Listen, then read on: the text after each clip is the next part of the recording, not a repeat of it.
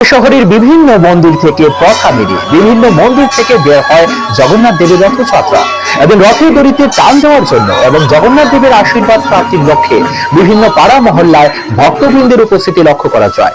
এদিন বিকেলে হরিমন্দির প্রাঙ্গণ থেকে ঐতিহ্যবাহী রথ বেরিয়ে সুভাষ পার্ক সমেত গোটা খোয়াই শহর পরিক্রমা করে।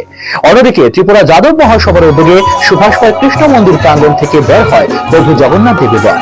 এখানেও ভক্তবৃন্দের ব্যাপক উপস্থিতির মধ্য দিয়ে জগন্নাথ দেবের রথটি গোটা খোয়াই শহর পরিক্রমা করে।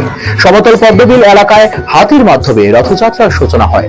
এদিন রাস্তার দুধারে ব্যাপক সংখ্যক ভক্তবৃন্দের উপস্থিতি লক্ষ্য করা যায় রথের রশিতে টান দিতে এবং হাতির মাধ্যমে জগন্নাথ দেবের রথটি দর্শন করতে। অনুরূপভাবে সিঙ্গিছড়া এলাকায়ও জগন্নাথ দেবের রথ বের হয়। এক কথায় বলা যায় বিকেলে জগন্নাথ দেবের রথযাত্রাকে কেন্দ্র করে গোটা খোয়াই শহর ভক্তবৃন্দের পদচারণায় ছয় লাভ ছিল।